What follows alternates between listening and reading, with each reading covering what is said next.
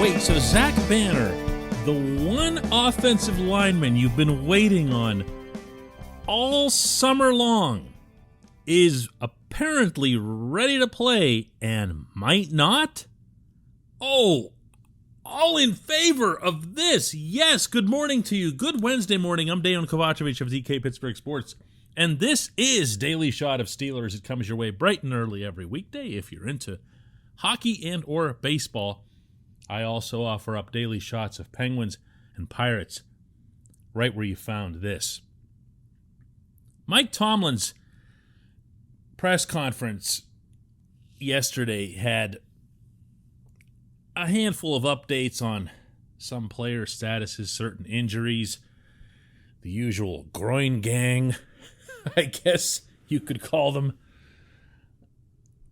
But the part that jumped out for me more than anything else was the apparent, and I'm underscoring apparent, acknowledgement that Banner's okay to play. That Banner could suit up and go out there at right tackle on Sunday, and that he might not. It is possible to believe in both of the things that I'm about to say. One, I love Zach Banner. Can't wait to have him back on the field. Two, I sure hope it doesn't happen Sunday. And there are several reasons for that, but the number one is this. These guys finally played a good game. Leave them alone. They finally did something where they felt good about themselves. And to my eye, it was all five of them. If this had been some crappy opponent with a bunch of no-namers across the defensive front, you could kind of chalk it up to, well, whatever. Or if the Steelers had done something especially well on offense that somehow didn't involve them being good, and yeah, I know that's a stretch, then you could write it off. You could say whatever, bring Banner back. What's the big deal? But when they all play well, when they all fill their roles, you just leave them alone. I'm going to give you a good example here. Do you remember Najee Harris's 20-yard run? I mean, he had a bunch of good runs. He had a bunch of medium-range runs, which are the kind that actually win you the game. You know what I'm talking about. The ones where he turns 3 yards into 7 yards, 1 or 2 yards into 5 yards. He had a bunch of those. But he had the one that he broke right up the middle for 20 yards. I mean, straight line right up the gut. Okay, now you know. I went back and looked at the blocking scheme on that because realistically, Najee was barely touched. And usually he has to fight off a tackle or two, an arm or two, something. And he didn't. He just went flying up the gut. So I wondered who it was that made that happen. And it turned out it was a beautiful twinning off between Kevin Dotson and Trey Turner. Now, I have been very critical of Dotson. Actually been critical of most of these guys except Turner, although he's gotten it too. But when you watched what the two guards did in separating their respective guys and carving out that hole, and I mean hole, up the middle, that comes with experience, that comes with understanding the system, that comes with chemistry. And that is not something that you blow up. Certainly not the very next week. This portion of Daily Shot of Steelers is brought to you by Point Park University. Choose from nearly 100 career-focused programs leading to bachelor's, master's, and doctoral degrees. Choose when and how you'd prefer to do that studying, whether it's at Point Park's downtown Pittsburgh campus, whether it's online, maybe a flexible hybrid format works best for you. Learn more about all of this at pointpark.edu. Here is what Tomlin had to say on the subject of Banner's availability. To have more than 5 capable men who are ready and capable of playing winning football for us is not a negative. It's just not. We'll manage it. It'll be a pleasure to manage, to be quite honest with you. I'd rather have 6 than to have 4. And so we're excited about getting him back in the fold and having that be a viable option for us, whatever that may mean in terms of management of the group individually and collectively. He'd rather have 6 than 4. I don't even want to know what the 4 math is, because for the most part, the guys that are out there now have been healthy. So did he mean that one of the 5 was just so bad that they only counted as 4? Probably not, but I'd like to think so, just to amuse myself here. They finally got stuff going. They got Najee all pumped up about their performance. They got Ben all pumped up about their performance. But there's an additional component at play here, and that's this. Banner's taken this long to come back. He had a setback at some point in the preseason, week 2 if you'll recall. And the Steelers have their bye week coming up after Sunday. So again, why start him? Why even give him a hat? You have people who can back up if needed. And when we're talking about right tackle, you might have the best backup in the fold in Joe Haeg. Haeg went out there in Green Bay and outperformed everyone across the offensive line. Look, sometimes it's about what you don't do. And if you look at the composition of this offensive line, put Banner out there and watch what happens. Chooks has to leave right tackle and slide across to left. Dan Moore comes off the field. Is that what you want? Well, maybe it is after a couple weeks of practice, after a bye week, but not now. Not now. Dan Moore had a good game too. And he's a young, strong dude and everything else. Just leave it alone. Leave it alone.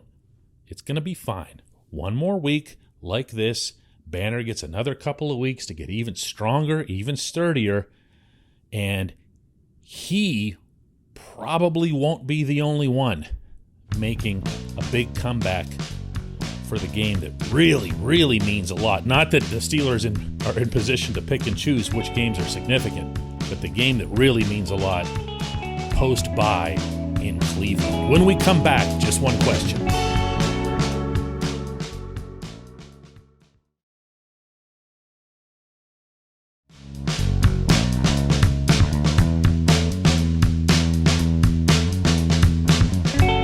It's time for Just One Question, and that is brought to you always by the personal injury law firm Luxembourg, Garbett, Kelly & George, LGKG. They represent people who've been hurt in car accidents, who need help with workers' comp, who filed medical malpractice claims. The attorneys at LGKG are super lawyers.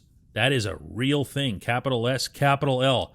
They've been designated that way for over 15 years, and it means they're among the top 5% of all attorneys in Pennsylvania. Learn more about them at lgkg.com or by calling 888-842-5454. Today's J1Q comes from Michael, who says, I just watched a replay of the Bills-Chiefs game, and now I'm wondering, how in heck did the Steelers beat the Bills? That team is really good, and Josh Allen is terrific. You know, Michael, I've seen some condensed video of the Bills' performances since that game against the Steelers. And you know what I'm talking about. They put those on NFL.com and on YouTube where you can watch the game in like a 9-minute version with all the significant plays. And I see what you're talking about. I also see nothing that remotely surprises me because these are the same Bills that we saw do what they did last year and reach the AFC Championship game. But I am here, my friend, to go to bat for the Steelers having beaten them on their field in Orchard Park and to not have it be deemed, as it now casually is, this epic upset or fluke.